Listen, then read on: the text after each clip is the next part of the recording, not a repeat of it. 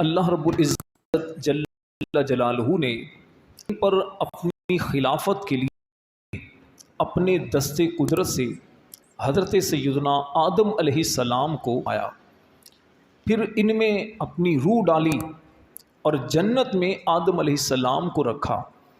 آدم علیہ السلام کی بائیں پسلی سے اللہ نے حضرت بی بی حوا کو پیدا کیا اور ایک عرصے تک دونوں جنت میں رہے۔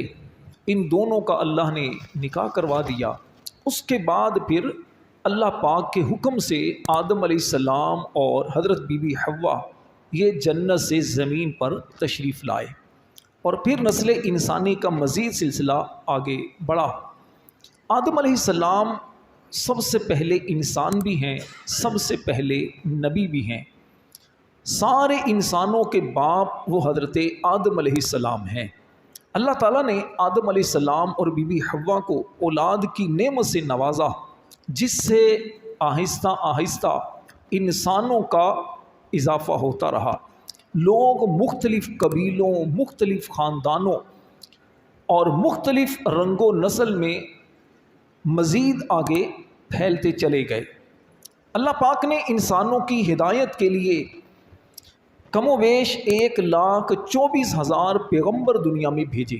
سب سے پہلے آدم علیہ السلام تھے۔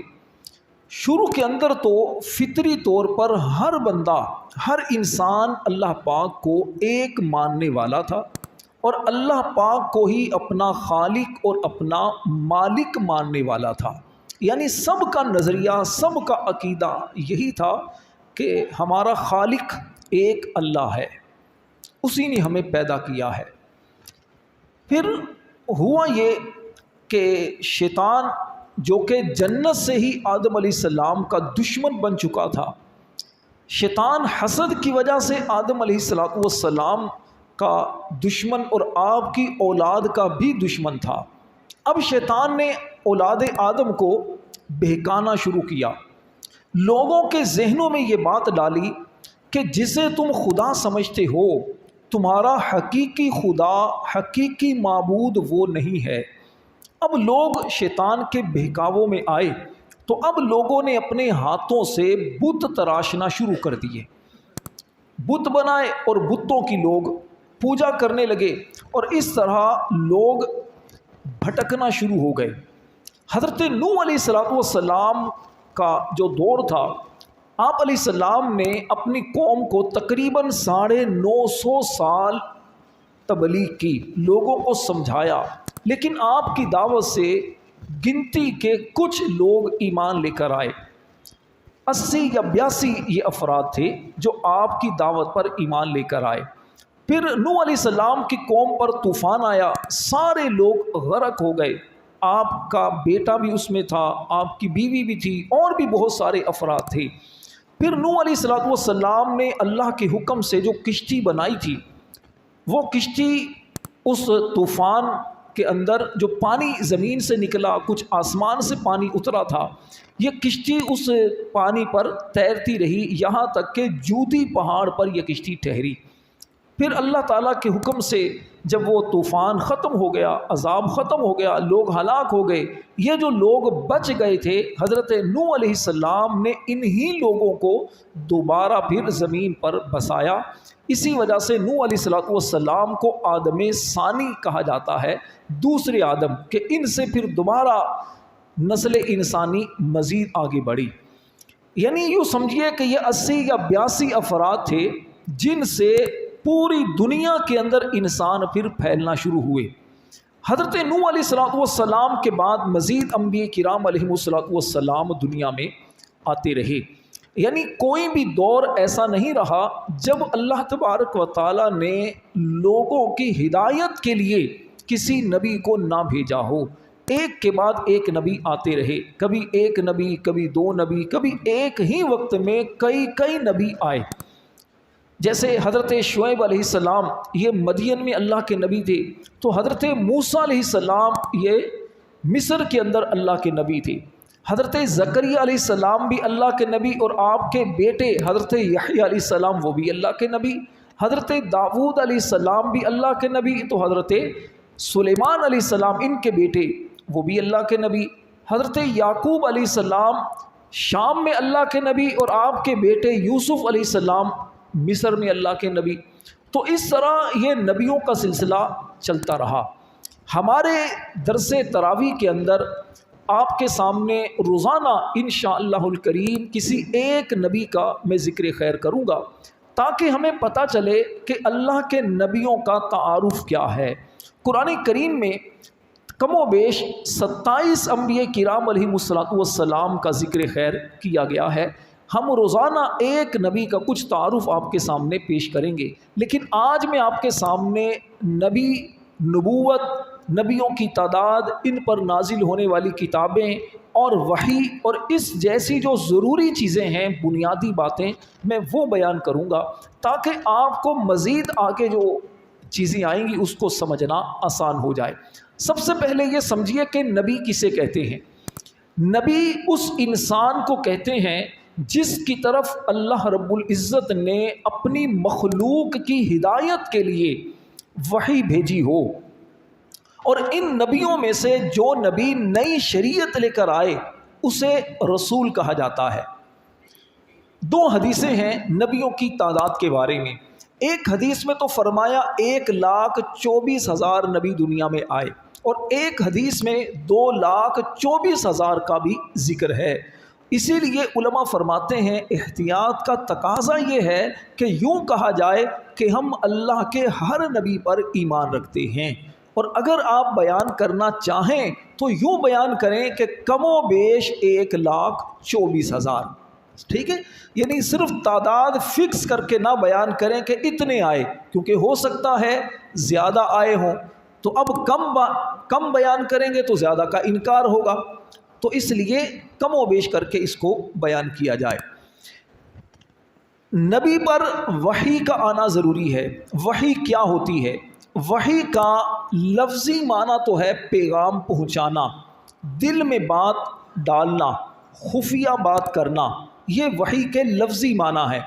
اور شریعت کے اندر وحی وہ اللہ کا خاص کلام ہے جو کسی نبی پر اللہ تعالیٰ کی طرف سے نازل ہوا ہو.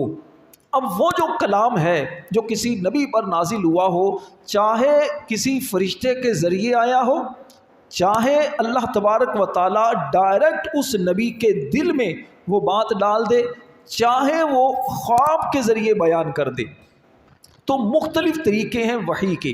اس کی میں مزید تفصیل عرض کرتا ہوں. اللہ تبارک و تعالیٰ نے قرآن کریم کی سورۃ الشورى آیت نمبر 51 نمبر آیت میں وحی کے 3 طریقے بیان کیے ہیں. اللہ کریم فرماتا ہے وَمَا كَانَ لِبَشَرٍ أَن يُكَلِّمَهُ اللَّهُ إِلَّا وَحْيًا، اور کسی آدمی کے لیے ممکن نہیں کہ اللہ اس سے کلام فرمائے. یعنی کسی کے لیے بھی یہ ممکن نہیں کہ اللہ اس سے ڈائریکٹ کلام فرمائے، الا وحیا، مگر وحی کے طور پر. پہلی صورت کیا ہے؟ وحی کے طور پر اللہ اس سے کلام فرمائے. جیسا کہ حضرت موسیٰ علیہ السلام اللہ کے کلیم ہیں، اللہ تبارک و تعالیٰ نے موسیٰ علیہ السلام سے کلام فرمایا. اللہ نے فرمایا کلم اللہ موسیٰ تکلیما، اللہ نے موسیٰ نے اللہ سے خوب کلام فرمایا، تو اللہ کے کلیم ہیں. اچھا، دوسری چیز او من وراء حجاب، یا اس طرح کہ وہ آدمی عظمت کے پردے کے پیچھے ہو. وہ آدمی عظمت کے پردے کے پیچھے ہو، اللہ پردے کے پیچھے نہیں، اللہ کے لیے تو کچھ بھی حجاب نہیں، وہ آدمی پردے کے عظمت کے پردے کے پیچھے ہو. اور تیسری صورت او یرسل رسولا فیوحی باذنہ ما یشاء، یا اس طرح کہ اللہ کوئی فرشتہ بھیجے تو وہ فرشتہ اللہ کے حکم سے وحی پہنچائے جو اللہ چاہے. انہ علی حکیم، بے شک وہ بلندی والا، حکمت والا ہے. اب اس آیت میں اللہ پاک نے 3 طریقے بیان فرمائے. پہلا وحی کے طور پر، یعنی اللہ تعالیٰ کسی واسطے کے بغیر اس نبی کے دل کے اندر کوئی بات ڈال دے، یا بیداری کے اندر جاگتے ہوئے یا خواب کے اندر اللہ تعالیٰ الہام کر کے اس سے کلام فرمائے. الہام مطلب دل کے اندر بات کو ڈال دینا۔ اچھا، اس صورت میں وحی کا پہنچنا، وحی کے پہنچنے میں فرشتے کا کوئی نہیں ذکر، یعنی ایسا نہیں کہ فرشتے کے ذریعے ہی وحی آتی ہے، بغیر فرشتے کے ذریعے بھی اللہ پاک اپنے نبیوں کو وحی فرماتا ہے۔ اور جیسے حضرت داؤد علیہ السلام کے سینے میں اللہ پاک نے ایک ساتھ زبور کو نازل فرما دیا، یہ بھی ایک وحی کا طریقہ ہے۔ حضرت ابراہیم علیہ السلام کو خواب میں اللہ پاک نے وحی فرمائی، خواب آیا کہ اپنے بیٹے کو ذبح کرو، حضرت ابراہیم علیہ السلام تیار ہو گئے۔ ہمارے پیارے آقا صلی اللہ علیہ وسلم کو اللہ نے معراج کروائی، اور اس میں معراج میں اللہ نے اپنے محبوب کی طرف وحی فرمائی۔ کیا وحی فرمائی؟ اللہ فرماتا ہے فَأَوْحَى إِلَىٰ عَبْدِهِ مَا أَوْحَىٰ، تو اللہ نے اپنے بندے کی طرف وحی فرمائی جو اس نے وحی فرمائی۔ رب جانے، رب کا محبوب جانے، ٹھیک ہے۔ اور دوسرا طریقہ یہ کہ آدمی عظمت کے پردے کے پیچھے ہو، یعنی رسول پردے کے پیچھے اللہ کا کلام سنے۔ موسیٰ علیہ السلام اسی طرح کے کلام سے مشرف ہوئے۔ اور تیسرا یہ ہے کہ اللہ تعالیٰ کوئی فرشتہ بھیجے، وہ فرشتہ اللہ تعالیٰ کے حکم سے وحی پہنچائے، جیسے جبرائیل علیہ السلام نبیوں کے پاس آئے، حضرت میکائیل علیہ السلام اللہ کا پیغام لے کر اس کے نبیوں کے پاس آئے، تو اس طرح اللہ تبارک و تعالیٰ نے ان کی طرف وحی فرمائی۔ اب ایک اور بات جس کا میں مختصر پہلے بھی ذکر کر چکا کہ نبیوں کی تعداد سے متعلق مختلف روایتیں ہیں، ٹھیک ہے، تو اس لیے ان کی صحیح تعداد تو اللہ تعالیٰ ہی بہتر جانتا ہے۔ ہمارے لیے حکم یہ ہے کہ ہم ان کی کوئی تعداد خاص نہ کریں، کیونکہ تعداد خاص کرنے پر ہو سکتا ہے کسی نبی کا ہم انکار بیٹھیں، کسی نبی کا انکار کر بیٹھیں، اور کسی بھی نبی کا انکار کرنا کفر ہے۔ رسولوں کی تعداد 313 بیان کی جاتی ہے، اور قرآن کریم میں اللہ تبارک و تعالیٰ نے 27 نبیوں کا ذکر نام لے کر فرمایا ہے۔ ویسے تو بہت سارے نبی ہیں، لیکن قرآن میں 27 نبیوں کا ذکر بیان کیا گیا، اور اس میں زیادہ ذکر وہ حضرت موسیٰ علیہ السلام کا ہے۔ قرآن پاک میں حضرت آدم علیہ السلام، حضرت نوح علیہ السلام، حضرت ابراہیم علیہ السلام، حضرت اسماعیل علیہ السلام، حضرت اسحاق علیہ السلام، حضرت یعقوب علیہ السلام، حضرت یوسف علیہ السلام، حضرت موسیٰ علیہ السلام، حضرت ہارون علیہ السلام، حضرت خضر علیہ السلام، حضرت شعیب علیہ السلام، حضرت لوط علیہ السلام، حضرت ہود علیہ السلام، حضرت داود علیہ السلام، حضرت سلیمان علیہ السلام، حضرت ایوب علیہ السلام، حضرت زکریہ علیہ السلام، حضرت یحییٰ علیہ السلام، حضرت عیسیٰ علیہ السلام، حضرت الیاس علیہ السلام، حضرت یسع علیہ السلام، حضرت یونس علیہ السلام، حضرت ادریس علیہ السلام، حضرت ذوالکفل علیہ السلام، حضرت صالح علیہ السلام، حضرت عزیر علیہ السلام، اور ہمارے پیارے نبی حضرت محمد صلی اللہ علیہ وآلہ وسلم کا ذکر خیر کیا گیا۔ اس کے علاوہ تورات میں حضرت شیس علیہ السلام جو آدم علیہ السلام کے بیٹے ہیں، اللہ کے نبی، حضرت دانیال علیہ السلام، حضرت یوشع علیہ السلام، حضرت شمویل علیہ السلام، حضرت ارمیہ علیہ السلام، حضرت شعیاء علیہ السلام کے مبارک ناموں کا بھی ذکر ملتا ہے۔ نبی پر ایک تو وحی ہوتی ہے، دوسرا اللہ کے جو نبی ہیں وہ معجزہ دکھاتے ہیں۔ معجزہ کا مطلب کیا ہے؟ معجزہ کا لفظی معنی ہے عاجز کر دینے والا۔ معجزہ نبی کی نبوت کی دلیل ہوا کرتا ہے، ٹھیک ہے نا۔ نبیوں کے دعوی نبوت میں سچے ہونے کی ایک دلیل وہ یہ ہے کہ اللہ کے نبی اپنی سچائی کا اعلانیہ دعویٰ کر کے اعلان کرتے ہیں، ایسی چیزوں کا اعلان کرتے ہیں، ایسی چیزوں کا ذمہ اپنے اوپر لے لیتے ہیں کہ جو عادتاً ناممکن ہوتی ہیں۔ یعنی عادتاً ایسا لگتا ہے کہ جیسے یہ کام نہیں ہو سکے گا، لیکن اللہ کے نبی کہتے ہیں ہم بتائیں گے۔ جیسے مردے کو زندہ کر دینا کون کر سکتا ہے؟ اللہ کے نبیوں کو یہ معجزہ ملتا ہے۔ سورج کو مغرب سے واپس بلا لینا، چاند کے 2 ٹکڑے کر دینا، لکڑی کو زمین میں گاڑنا تو لکڑی ایک روشنی دینا شروع ہو جائے، لکڑی سے پھل اگنا شروع ہو جائیں، لکڑی پھینکنا اژدہا بن جائے۔ اللہ کے نبیوں کے جتنے معجزے ہیں تو یہ معجزے جو ہیں اللہ تبارک و تعالیٰ کے نبیوں کی نبوت کی ایک دلیل ہے۔ آقا کریم علیہ الصلوۃ والسلام کے بعد اب کوئی نیا نبی نہیں آ سکتا، یہ ہمارا عقیدہ ہے۔ اگر اب کوئی بندہ معاذ اللہ ثم معاذ اللہ یہ کہتا ہے کہ میں جناب اللہ کا نبی ہوں، اور کوئی بندہ اس پر یہ کہتا ہے اگر تم اللہ کے نبی ہو تو معجزہ دکھاؤ، یہ معجزہ طلب کرنے والا دائرہ اسلام سے خارج ہو جائے گا۔ کیوں؟ وجہ یہ ہے کہ کیا اس کے دل میں یہ بات ہے کہ نبی آ سکتا ہے؟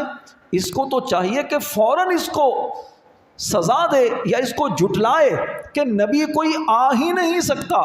ہمارے نبی صلی اللہ علیہ وسلم اللہ کے آخری نبی ہیں، آپ کے بعد اب کوئی نیا نبی نہیں آ سکتا۔ جو بھی دعویٰ کرنے والا ہے وہ جھوٹا ہے، کذاب ہے۔ اللہ تبارک و تعالیٰ نے اپنے نبیوں پر کتابیں نازل فرمائیں، 4 چھوٹی کتابیں ہیں اور 4 بڑی کتابیں ہیں، 100 چھوٹی کتابیں ہیں۔ بڑی کتابیں تورات، زبور، انجیل اور قرآن، اور چھوٹی کتابیں جنہیں صحیفہ کہا جاتا ہے یہ اللہ نے اپنے نبیوں پر نازل فرمائیں۔ چاروں آسمانی کتابوں کا ذکر قرآن کریم میں موجود ہے، جیسے اللہ پاک نے تورات کے بارے میں فرمایا انا انزلنا التوراۃ فیہا ھدی ونور، کہ بے شک ہم نے تورات نازل فرمائی جس میں ہدایت اور نور ہے۔ زبور شریف یہ حضرت داؤد علیہ السلام پر نازل ہوئی۔ زبور میں 150 سورتیں، اور سب دعا اور اللہ تعالیٰ کی حمد و ثنا پر یہ مشتمل ہیں۔ اچھا، زبور شریف میں حلال و حرام، فرائض، حدود اور احکام کا اس طرح کی باتوں کا ذکر نہیں ہے، بس اللہ تعالیٰ کی حمد و ثنا اور اس کی تعریفات کا ذکر ہے۔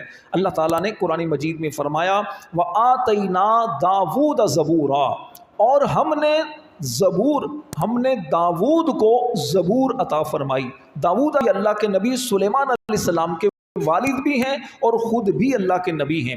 اس طرح انجیل ہی حضرت سیدنا عیسیٰ علیہ السلام پر نازل ہوئی۔ اللہ کریم فرماتا ہے وَآتَيْنَاهُ الْإِنْجِيلَ فِيهِ هُدًى وَنُورٌ، اور ہم نے اسے یعنی عیسیٰ علیہ السلام کو انجیل عطا فرمائی جس میں ہدایت اور نور تھا۔ اس کے بعد مزید انجیل کی کچھ تعریفات بیان کی گئیں، اور قرآن مجید اللہ پاک کے سب سے آخری نبی ہمارے پیارے آقا صلی اللہ علیہ وسلم پر نازل ہوا۔ قرآن کریم کے بارے میں قرآن پاک کی مختلف آیات ہیں جہاں اللہ نے قرآن کریم کا بیان فرمایا۔ ایک مقام پر فرمایا اِنَّا نَزَّلْنَا الذِّكْرَ وَإِنَّا لَهُ لَحَافِظُونَ، بے شک ہم نے اس قرآن کو نازل کیا اور ہم ہی اس کی حفاظت کرنے والے ہیں۔ ایک مقام پر فرمایا الحمدللہ الذی انزل علی عبدہ الکتاب ولم یجعل لہ عوجا، فرمایا تمام تعریفیں اس اللہ کے لیے ہیں جس نے اپنے بندے پر کتاب نازل اور اس میں کوئی ٹیڑھ نہیں رکھی۔ ٹیڑھ جن کے دلوں کے اندر ہے، جن کے دلوں میں کجی ہے، جن کے دلوں کے اندر فتنہ ہے، وہ اس کے اندر اس طرح کی چیزیں تلاش کرتے ہیں، ورنہ قرآن ھدی للمتقین، متقی لوگوں کے لیے ہدایت ہے، ھدی للناس، لوگوں کے لیے ہدایت ہے۔ جو قرآن سے ہدایت لینا چاہے قرآن ان سب کے لیے ہدایت ہے، اور قرآن ایسی کتاب ہے کہ قیامت تک اب اس میں کوئی بندہ بھی تبدیلی نہیں کر سکتا، نہ لفظوں کی تبدیلی کر سکتا ہے، نہ زبر زیر پیش کی تبدیلی کر سکتا ہے۔ آپ کہیں گے جناب کر تو رہے ہیں قادیانی اور اسی طرح دیگر غیر مسلم تبدیلیاں تو کرتے ہیں، لیکن آپ دیکھیے جب سے قرآن نازل ہوا ہے آج تک ویسا کا ویسا مسلمانوں میں محفوظ ہے۔ ہمارے چھوٹے چھوٹے بچے قرآن کو سینوں میں محفوظ کیے ہوئے ہیں۔ جو بھی اس کے اندر تبدیلی کرتا ہے تبدیلی فوراً سامنے آ جاتی ہے، فوراً پکڑی جاتی ہے، زیادہ یہ چیز عام نہیں ہوتی۔ تو یہ قرآن کا اعجاز ہے۔ کیوں؟ کیونکہ قرآن کی حفاظت رب تبارک و تعالیٰ فرماتا ہے، جس کی حفاظت اللہ کرے تو کون ہے پھر اسے آ سکے۔ اللہ تبارک و تعالیٰ کے جو نبی ہیں اللہ نے اپنے نبیوں کو مختلف اوصاف و کمالات سے نوازا ہے۔ انشاءاللہ الکریم آنے والے دنوں میں مزید اس پر میں کلام کروں گا کہ اللہ نے اپنے کس نبی کو کیا خوبی عطا فرمائی ہے، کس نبی کی کیا شان ہے جو قرآن میں بیان کی گئی ہے، توجہ کے ساتھ انشاءاللہ سنتے رہیں گے، پابندی سے آپ حاضر رہیں گے، اللہ نے چاہا تو خود محسوس کریں گے قرآنی معلومات اور اللہ کے نبیوں کے بارے میں کتنی اہم معلومات آپ کو پتہ چلتی ہے۔ اللہ تعالی ہم سب کی حاضری اپنی بارگاہ میں قبول فرمائے، آمین بجاہ النبی الامین صلی اللہ علیہ وسلم۔